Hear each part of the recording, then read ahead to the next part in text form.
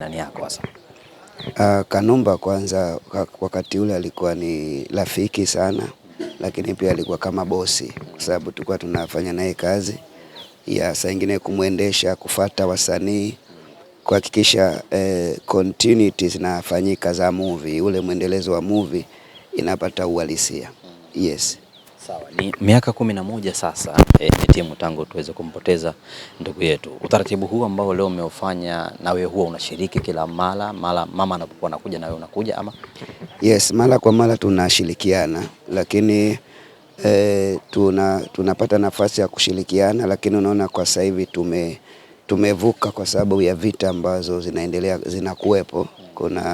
Mimi sasa ni mtumishi wa Mungu, wakati huo sikuwa mtumishi wa Mungu, nilikuwa niko duniani tuseme. Sasa ni mtumishi wa Mungu, kwa hiyo nyakati zote ninapokuwa na muda ninakuja, na tunapokuja hapa kwa sababu ya wingi wa maneno tunakuja kuulahani zile roho za mauti na mambo yote mabaya, kwa sababu tunafahamu makaburi ndio sehemu ambayo shetani anajificha kwa ajili ya kutekeleza uovu na uharibifu kwenye jamii.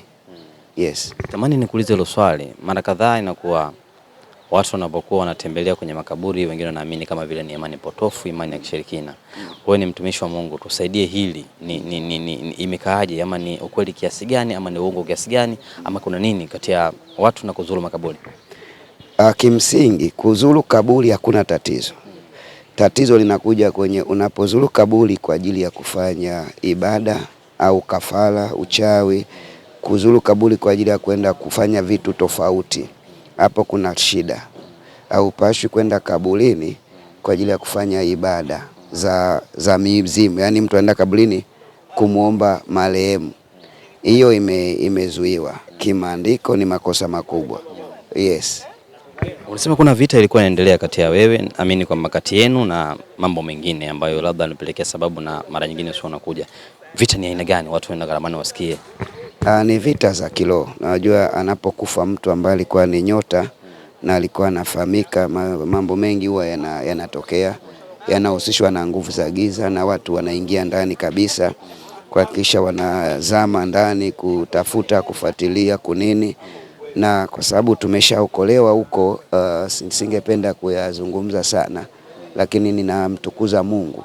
Lakini ni vyema watu wakafahamu kila kifo kina sababu na huwa kina msingi, na vifo vingi vya watu walio wengi vinatengenezwa na watu wabaya, na tuwezi kuzungumza sana kwa ajili ya ndugu yetu, lakini tunafahamu kifo chake kilitokana na pia na uwepo wa watu wabaya ambao pia walichangia. Simaanishi Lulu, hapana. Nyuma ya kila kifo huwa kuna sababu iliyojificha. Lulu inawezekana kuna alipitishiwa, lakini nafahamu kabisa na uhakika kwamba Lulu sio yeye na hakuwahi kuhusika na kufanya uhalifu huo. Ni matter of mazingira, lakini tunaamini kulikuwa na tatizo lingine ambalo lilichangiwa kutokana na hizo vita za ulimwengu wa roho. Yes. Kubwa ambalo tunazungumza sasa hivi ni swala la Freemason ambalo limezungumzwa sana. Wewe ni mtumishi wa Mungu, bila shaka unafahamu kuna hili dhehebu. Tuweke sawa watu kwa vile ambavyo unafahamu uelewa wako na hiki ambacho kimetokea. Ni kweli Kanumba alikuwa mwanachama wa Freemason na hiki ndicho ambacho kimempelekea kufariki kwake? Kimsingi hayo ni maneno ya uzushi. Watu ni maneno ya kutafuta ugali, tunasema. Ni content za watu, kwa sababu ukifanikiwa kila mtu anatafuta sababu kwamba umefanikiwaje. Na wengi ambao wanakuwa wana mentality ya kushindwa ndio huwa wanaona kwamba kufanikiwa kwa mtu inawezekanaje mtu afanikiwe kati sisi tunafeli. Kwa hiyo inawezekana kuna vitu ambavyo amevifanya, lakini kimsingi Kanumba alikuwa ni kipaji kutoka kwa Mungu, na alikuwa na vipaji vingi: kuimba, kuigiza, kucheza mpira. Yaani kwa kila eneo anaweza kuna hivi ni vipawa ambavyo shetani hawezi kuweka vipawa kwa mtu yoyote. Vipawa vinawekwa na Mungu ndani, na Mungu ndiye anampa uwezo na uelewa wa ndani wa kuweza kutimiza vile vipawa. Yes. Kwa hiyo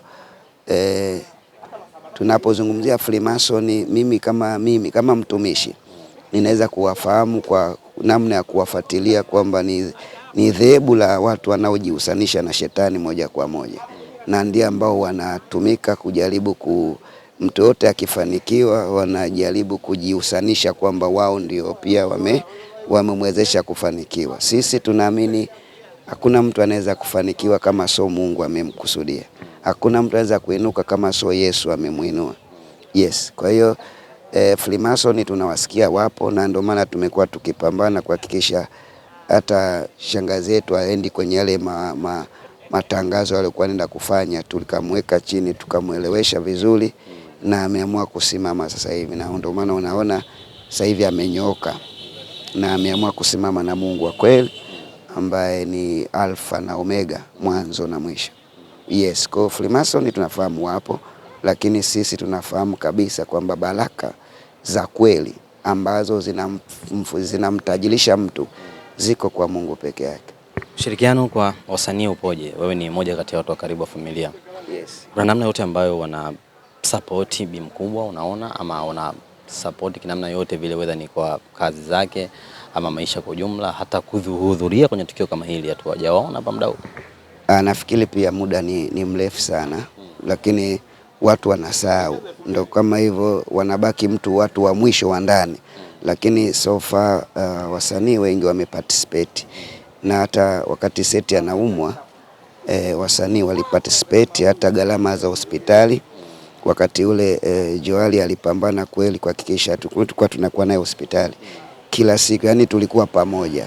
Yes, kwa hiyo wana participate kwenye vitu vingi vya msingi, kwa hatuna lawama nao. Mengine anabaki ni connection ya mtu mmoja mmoja, kwamba ili tuwe na wewe sawa lazima tuivane. Kwa hiyo ni vitu ambavyo huwezi kumlaumu mtu, kuivana kulazimishwi. Yes. Kuna muda fulani nilikuwa naona kama wewe mnapata tabu sana kwenye kulitafuta kaburi la marehemu Steven Charles Kanumba. Kuna namna yote ambayo mmepanga labda mlifanyeje, mlibadilisha muonekano weje ili mradi msiwe na hali fulani ya ufanano? Yes, kwa wakati ule anazikwa pale, kaburi kwa lina muonekano wa kipekee. Yani wakati anazikwa maeneo haya kukuwa na kaburi kama zuri kama la kwake, lakini watu wameboresha, wamefanya vitu kiasi kwamba kaburi unaweza unalitafuta kwa sababu limeonekana pia la nani ndogo. Kwa hiyo na tumefikiria na tunaona tuna haja ya kufanyia maboresho na kuliwekea nembo maalum, yani kwamba kutoka hata huko mtu aweze kuona kwamba hapa amelala nguli wa movie Tanzania, na ambaye alikuwa sababu ya kufanya kiwanda cha movie kubadilika. Unajua Kanumba ndiye amefanya bongo movie kuinuka, yani kuna watu leo wanafanikiwa kwa sababu ya Kanumba, na ndio maana alipokufa wengi vipaji vyao vingi vikafa na wenyewe. Alikuwa anajaribu kuja kuiga, lakini vyote vimekufa kwa sababu ni kama alikuwa ameibeba mabegani bongo movie. Yes. Baadhi ya comment zinasemaga kwamba kwa jinsi ambavyo Kanumba ameonyesha mchango fulani kwenye tasnia, ipo haja ya kutengenezewa sanamu. Hii unaizungumziaje? Hii tunawasi baraza la filamu pamoja na BASATA kuhakikisha wale malegend wa movie au malegend waliofanya vizuri kwenye taifa hili na wenyewe wanawekewa alama na nembo. Inawezekana tukawa na makumbusho ya watu ambao waliwahi kufanya vizuri Tanzania wakaiwakilisha kwa namna tofauti. Kanumba ni mtu ambaye alitakiwa pia awekewe alama maalum, yani si tu nembo, anatakiwa kwenye movie. Kanumba ni icon wa tamthilia za Tanzania. Leo tunaona tamthilia nyingi zinafanyika, lakini wengi ni zao linalotokana na kazi nzuri ya Kanumba aliyoifanya. Yes. La mwisho la kumalizia, mimi ninamshukuru Rais wa Jamhuri ya Muungano wa Tanzania kwa kumkumbuka shangazi yetu na kumzawadia gari hii, na mimi nimeiona, na kwa kuwa ni mtumishi na kitambo nitaibariki na kuiombea, na tunamwombea Rais aendelee kuwa na afya njema katika majukumu alionayo pamoja na taifa kwa ujumla, na kuliombea taifa letu lizidi kuwa na umoja na mshikamano na amani ambao ndio tunu pekee ya taifa.